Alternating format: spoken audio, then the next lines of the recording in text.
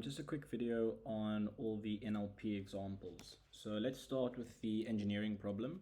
The one about you have 6 projects that have a given net present value, and so then you do a nonlinear program. So here's the basic problem. What you're going to do is just set up your projects from 1 to 6. You're going to have your binary decision variables. You're going to have your given engineers, your given startup capital. In this problem, it's given. And then your actual net present value is just going to be for, I actually don't think I put it in here, but your actual net present value is just going to be your net present value times xi. So let me just quickly code that in. So for this one, we would say equals net present value times that, and then I can just drag that down. So you'll see obviously for the projects not selected, there's no net present value. And then what you're going to go ahead and do is you just need to know a few basic constraints. So these are going to be binary, your decision variables, your engineers, they obviously have to be integers. Well, actually, no, sorry. Because the only decision variable you have in this problem is your binary decision variables. You don't need to worry about all that. The only thing you need to worry about is your constraints. So you're just going to say that the sum product, so engineers times whether or not they are chosen, has to be less than 25. So you're going to put that in solver as a constraint, and your sum product of your startup capital, so over here. Sorry, I didn't actually input this. Yes, I did. So your sum product of your xi, so d6 to d11, multiplied with your startup capital, startup costs. In your solver, that just has to be less than 4. And then we see what maximizes it. So I'm not going to run it in solver, but I'm just going to quickly show you in solver. If I open it, sorry, this is from the previous question, so just reset all. So I'm going to go grg nonlinear. Yes, that is the sum of my actual net present values. And then which cells am I going to change? It's going to be my xi's. I'm going to add in a couple of constraints. So that, for example, we want that to be binary. And then we also add in that, what is this over this? This has to be less than 25. So the total engineers, and that your total startup costs have to be less than 4. I believe you can just say, less than 4 or whatever, but I think it's good practice to do it in this way. And then let's see if we get an answer. Okay, whatever. I don't think that solver is working on my Mac at the moment, but I'm sure the ones, there's nothing wrong with the implementation. It's just a little bit of a bug on Mac. But when you do this, that's how you're going to go about doing it. Okay, so then when you do this problem with probability, you're going to set things up a little bit differently. So now your decision variables, the amount of engineers you assign to each project, and your startup capital, these are all going to be decision variables. You're going to be given these alpha values, and then you're going to be using these alpha values to help you figure out the probability success of each project. So it's given to you that the probability of success, here I've just rounded it to 2 decimal places, but it's 1 minus exponentiate negative alpha. So for example, here negative I19 is over here. That is the alpha value for project 1. You're going to multiply it by the amount of engineers allocated to a given project. So that would be here E19, and you're going to multiply that by the amount of startup capital. So that would be G19 over here. And then you're just going to drag that down. So just to show you, even if I delete all this, if I have it in this format, no dollar signs, then I drag it down. Great, right? Just going to go like this. And then my expected net present value is just the probability of success multiplied by the net present value. So your net present value, your alpha values, and your projects, that is given.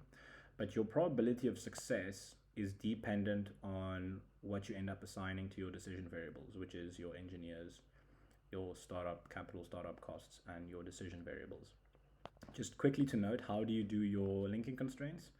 So what you're going to do is you're going to say, so in this instance, for example, you're going to say the number of engineers, right, minus the total amount of engineers available multiplied by the decision variable. So that's going to be E19 minus 25, and dollar signs because we want to replicate that when we drag this down, multiplied by your decision variable. And that just comes from, if you algebraically work out your decision constraints, it would be EI minus 25 times XI. So then you do your linking constraints and the same logic applies. So here we're going to say startup costs minus 4 times XI. And obviously we want minus 4 each time, so we put dollar signs on G26. This is G26. And once you've done that, you've coded your linking constraints, you've coded your probability of success, then you just make your decision variable, the amount of engineers you choose, and your startup costs, your variable, decision variables, whatever. And just note here, it's just always good practice to use sum product. So the total number of engineers we use is this multiplied by our decision variable. So obviously, if something goes wrong, the constraint still makes sense, because if xi is 0 and somehow we assign an engineer to it, when we do the sum product, we won't factor in that engineer. And then similarly for startup capital, you'll plug it into Solver and solve it. As long as you know how to algebraically do it, you can just plug those values in to Solver, and then I believe you will use the GRG nonlinear, because it's a nonlinear problem because of the probability. Okay, let's quickly have a look at the portfolio question, and I've actually worked this one out a bit more properly than the previous video. So you are given this. This is the initial information that you start with, and from there you have to develop more information. Okay, so let's first check out. So this will tell us the average return we get on each of these stocks. Okay, so let me just change this, sorry. Where's this B? Okay, let me change this. So we start out with a 0.25. Let's drag that across here. So these are our initial weights. Okay, these are our initial weights, and so when you want to do average, you say equal average and then drag down from there to there. So for example, for this one, I would say equal average, and then I would drag down from B2 to B26 parenthesis equals, right? And even if I don't have these in here, once I've done that, I can just take this and slide it like so, and then it will calculate me the averages for each column, and I've got my weights here. Then you want to work out the portfolio return, and you'll definitely be needing a cell for this when you do your Excel solver. So you'll note here, what is my portfolio return? It is just the sum product of B28 multiplied by, B28 to E28 multiplied by B27 to E27. That is just to say 0.25 times this plus 0.25 times this, and on and on. So we're just weighting the returns. And so for example, just to show you here, let's say we like this one, right? So this one is pretty cool. So if you make this one a 1 and the rest of these a 0, something going on here. Okay. Then what is the portfolio return? Oh, I haven't adjusted this. Sorry, I should change these. Let's do this. So let's make this a 0. Let's make this a 0. Make this a 1. Make this a 0. Here our portfolio return will just be 1 times that. Okay, so I hope that makes sense.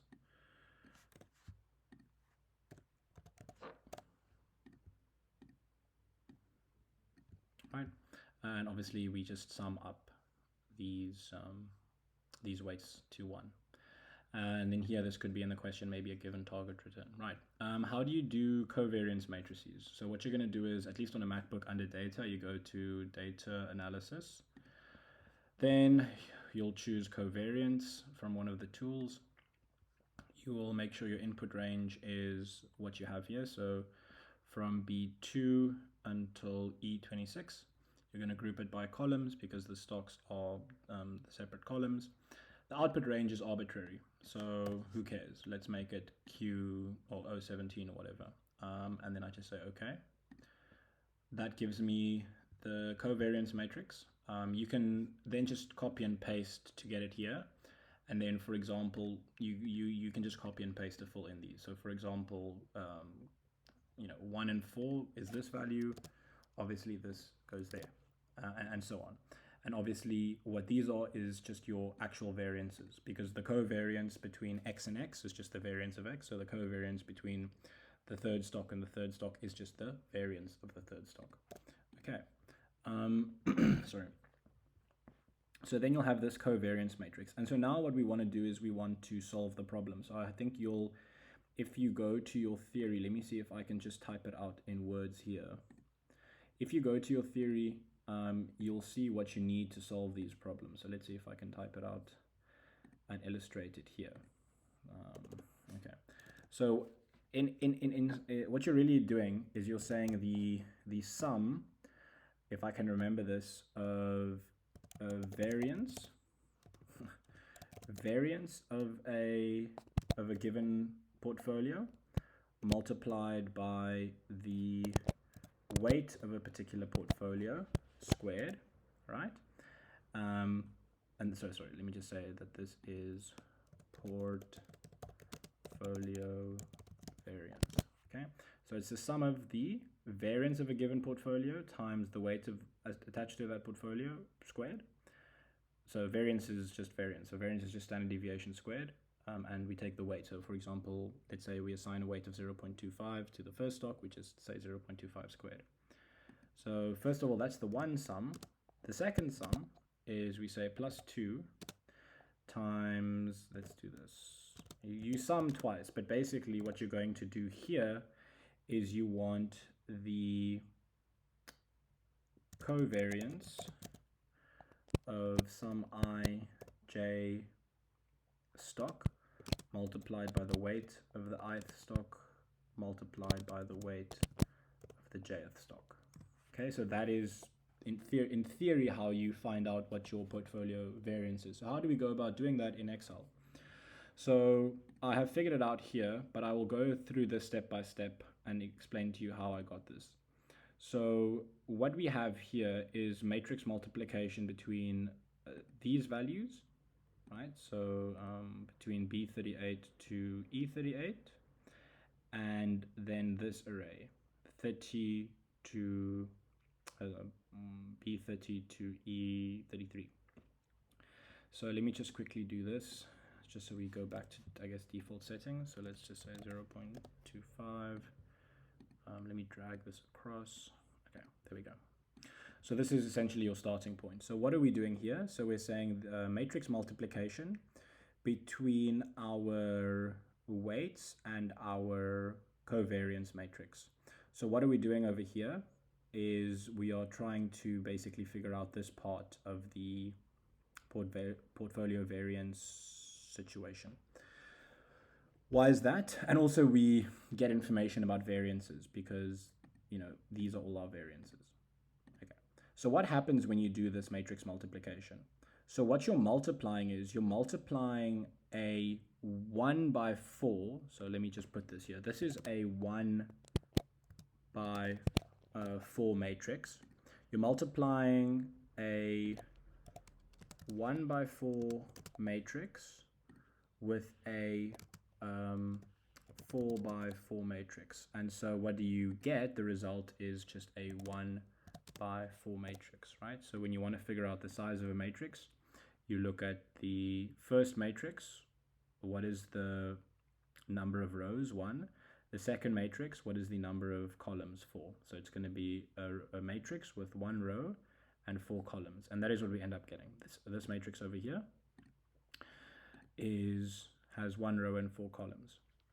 And so if you just sit and really think about what exactly is happening in the matrix multiplication, we're taking these values and multiplying them with this. So remember, when you do matrix multiplication, you take the row and you multiply it down by a column. And then the sum of that gives you your first component.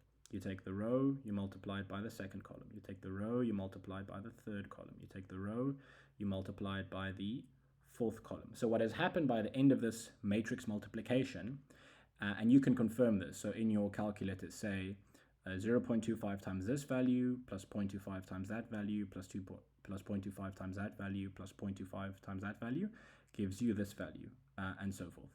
And so what is happening here is we are figuring out what is the weight of the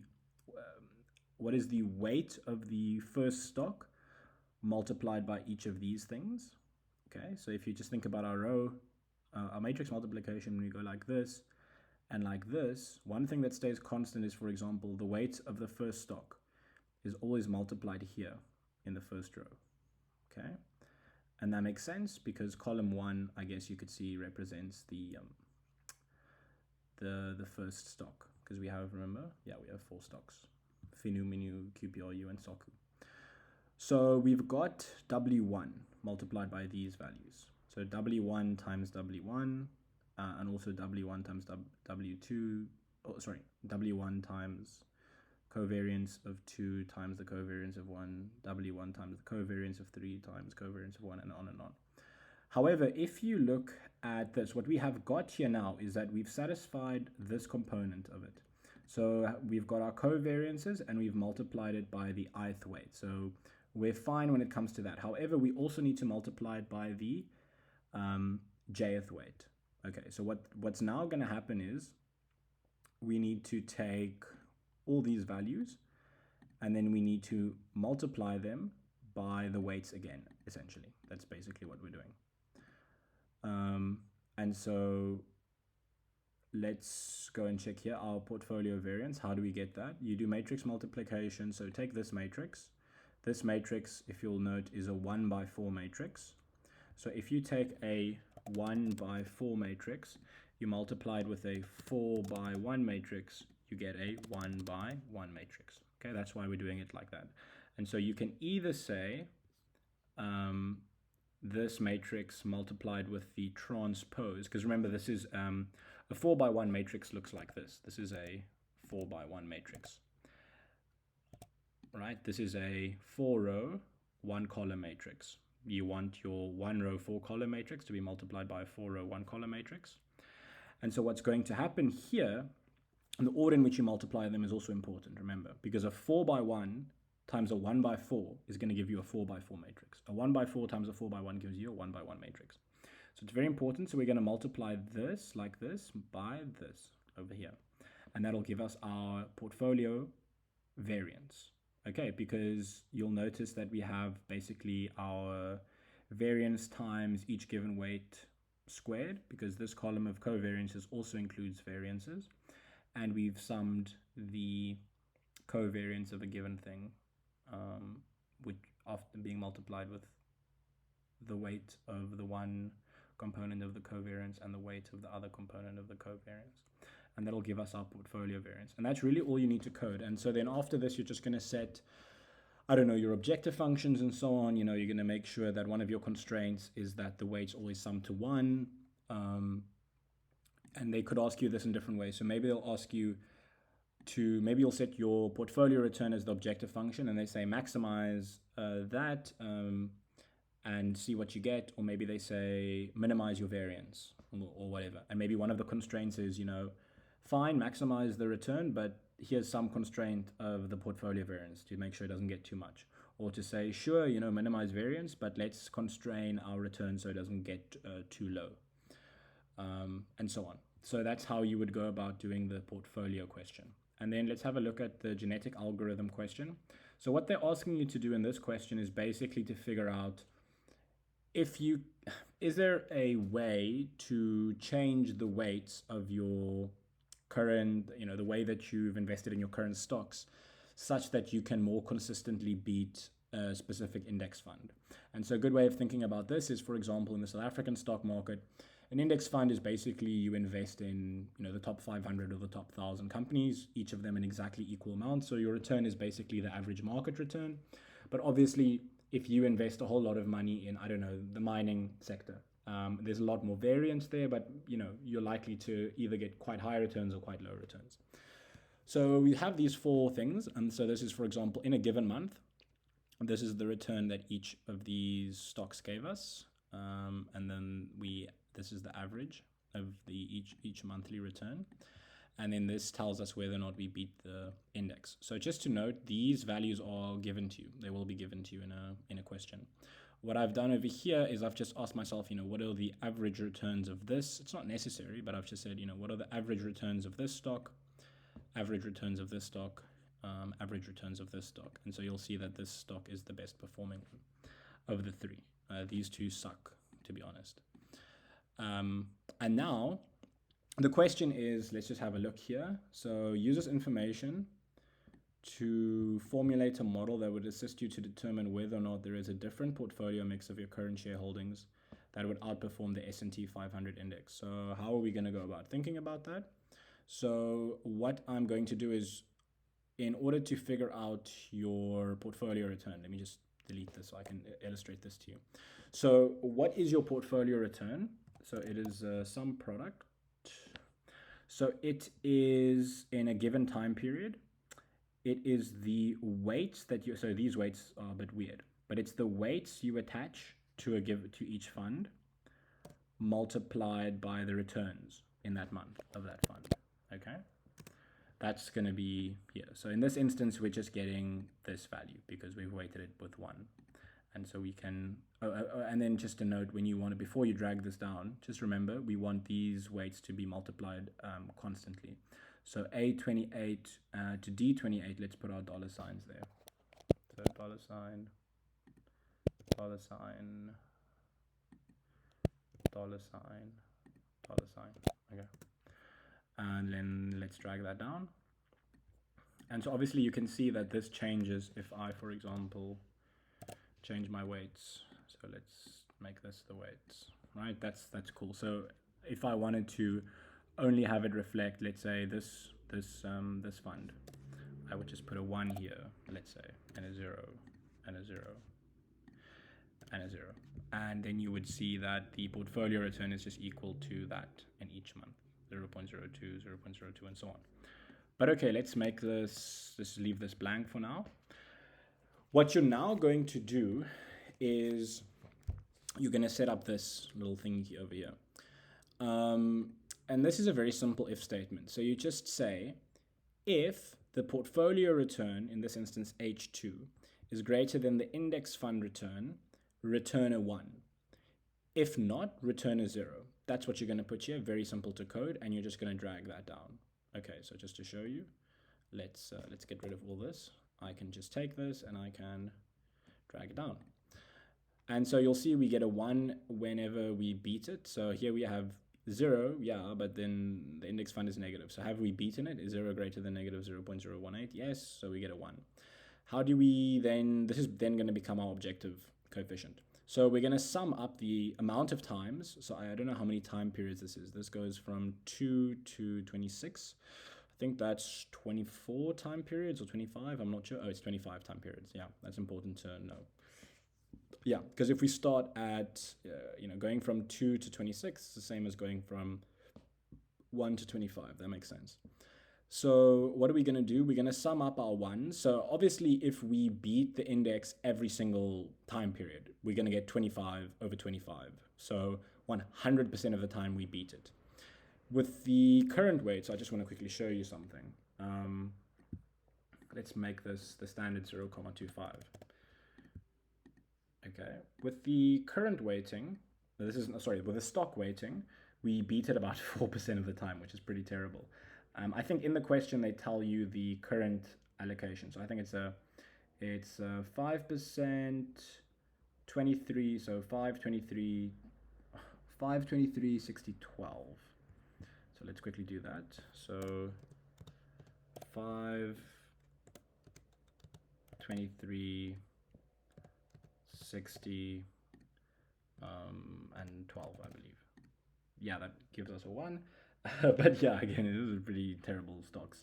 You only beat it 8% of the time, because if we sum up all the times we beat it and then we divide by 25, we get 0.08, so that's 8%. Okay, so how do we go about, because the main thing of this is the solver component of it.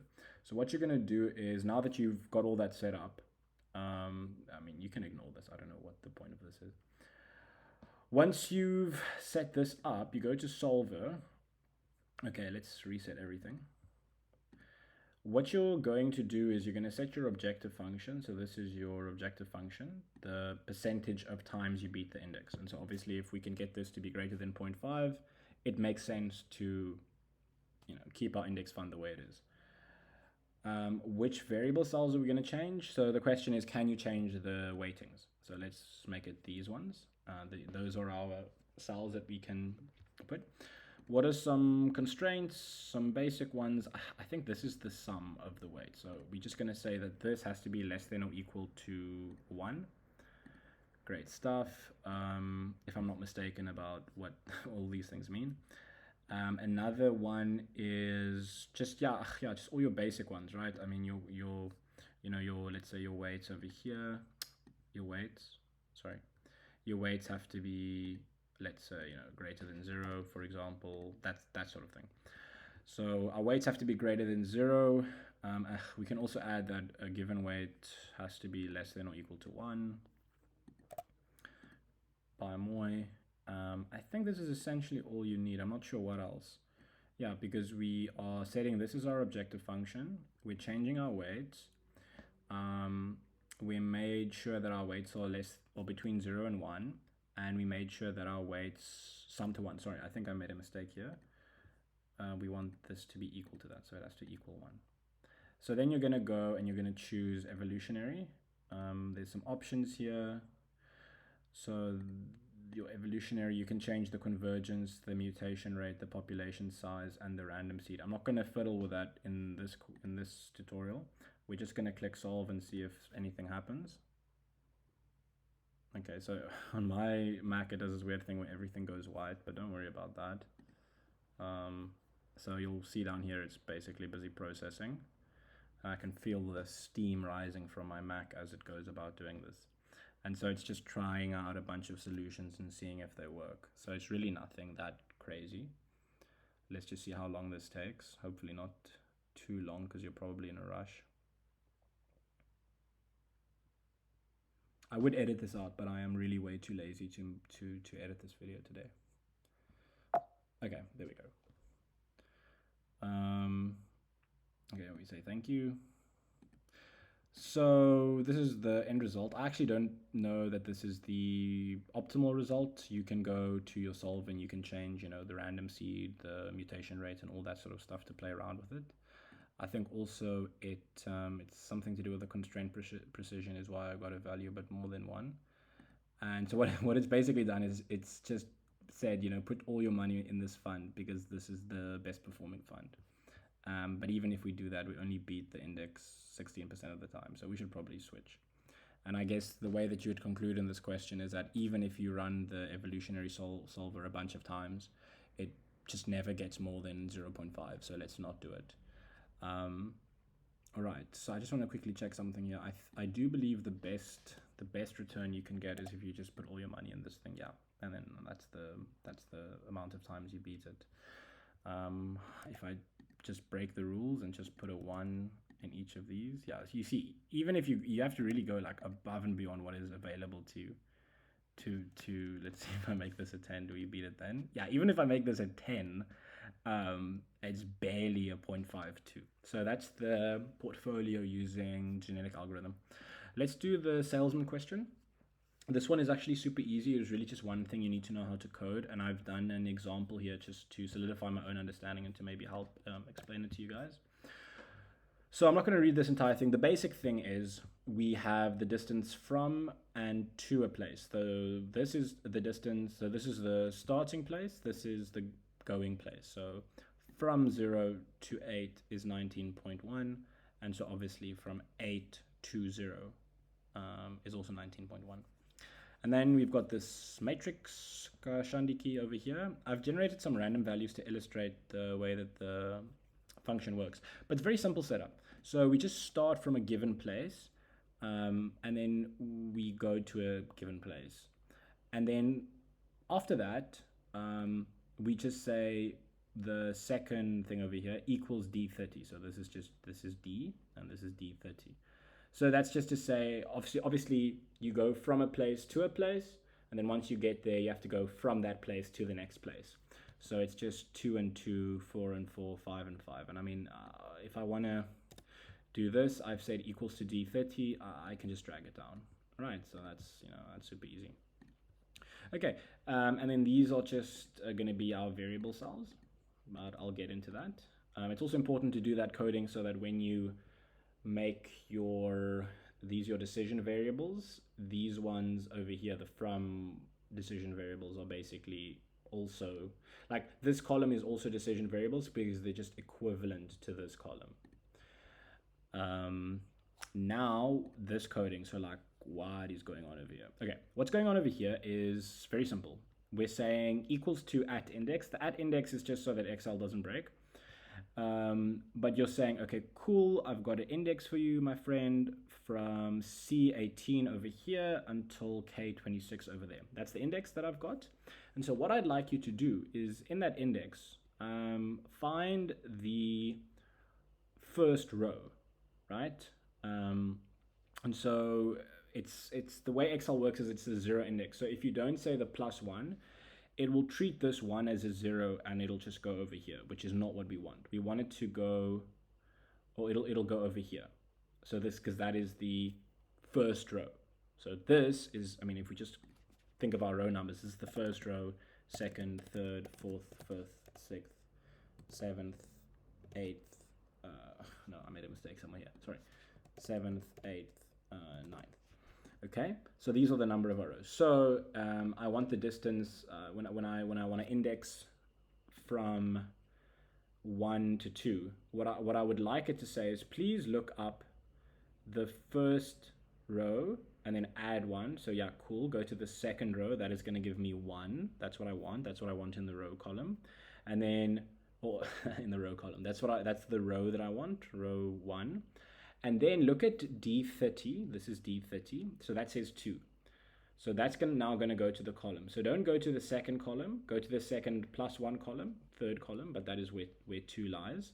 Just note, if you were to, instead of having a 0 here, if you just put it 1 to 8, for example, you wouldn't have to put this +1. So I've just done an example here where I've coded it from scratch. So I'll code it from scratch for you guys. So if I say equal @index. So the nice thing about the functions is they guide you in terms of what you should do. So they say choose your array. So these are the random numbers I kind of came up with. Cool, that's my array. Then what is the row number? So I will say if you would like the row number, refer to C51. So let's call this C. What's going on here? Go to yeah, let's do this. If you want the row number, so the distance from, go to C51, see what that value is. Okay, so for example here 0 doesn't make sense. There's no 0th row, so please add 1 to it. And then when you want the column, have a look at D51, but don't go to the first column and go look at 0. Please go to the column containing 1, which is just, we have to add 1 to get there. I hope that makes sense, right? I mean, if I didn't put the +1 there, Excel would say, okay, cool, I'll go to the first column. But this is the first column in, in absolute terms. This is, the first column. But we wanted to go to the column with 1 in it, which is technically the second column. Okay, and then we just do this. And so the distance from 0 to 1 is 7. And I can just drag this down. Just another note, when it comes to your indexing, please $sign it so that obviously the index that you're looking at stays constant. Let's do this, C $sign. Okay, very nice. And then when I drag this down, it'll be super cool. So I think there's some stuff here that doesn't fully make sense. But yeah, so what's the distance from 1 to 2? So from 1 to 2 is going to be 10. No, sorry. I think a mistake was made here. I just want to see here. Oh, that was my mistake in the previous one. Yeah, I shouldn't. I did this now again. I did it when I was practicing, and now I'm doing it again. Yes, sorry. Put your $signs by the index. Otherwise, you're going to get weird answers. Okay, cool. Now we drag this down how it works. So 1 to 2, 1 to 2 is 10. 4 to 5, 4 to 5 is 6, and so on. Okay, and then what they ask you is how do you minimize the distance? And so you must just also, I don't know if it's a problem here. Okay, cool. So what I'm going to do here is the total distance is obviously going to be my objective function. I'm going to want to minimize that. And then which variable cells do I change? I go from D30 to D37. Okay, so this is 1, 2, 3, 4, 5, 6, 7, 8, and there are 9 towns. So I necessarily cover at least one when I start from a place, and then I cover 1, 2, 3, 4, 5, 6, 7, 8 places. And so then I cover the 9 places in total, because we're going from 0 to 8, which is the same as going from, for example, 1 to 9, 9 places. What are my constraints? So for any of these values, for example, it has to be less than or equal to 8. They have to be integer. They have to be greater than or equal to 0. Now, there's this constraint that they want you to add. I'm just going to put it here, but my Mac doesn't let me do it. You want to say all different over here. So that just means that it'll make sure you cover all the places. But when I try and put it in this thing, it doesn't let me. So just know that. So I'm just going to show you what happens. Unfortunately, we don't have that a very important constraint, so the solver won't really work. But we're going to use evolutionary. We can again play around with our mutation rate and stuff. Then I'm just going to say solve. And then is it going to go white? Yeah, okay, no, it's not, but yeah, it's trialing different solutions. I think what's going to happen here is it's obviously just going to choose a single place. I don't know, 0 for all the D values, right? So that the distance is minimized and made 0. But obviously when you are in the lab test, when you add the constraint all different, it should be available to you. So you're going to add that and then you'll get a decent answer using this. Let's see how long this takes.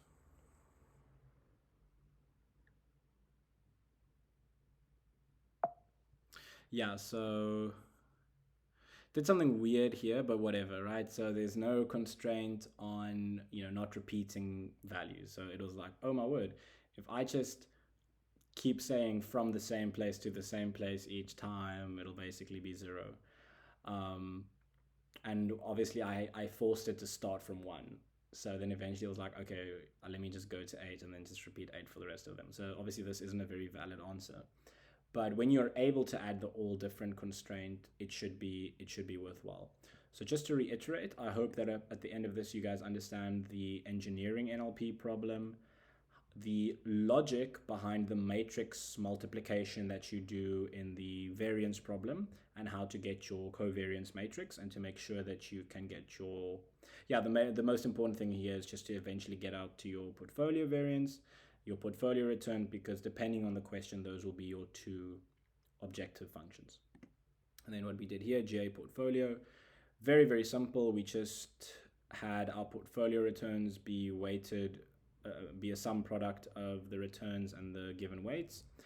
And then we compared, so we created this thing to compare the index fund to the return, and we assigned a 1 if it does beat it, a 0 if it doesn't.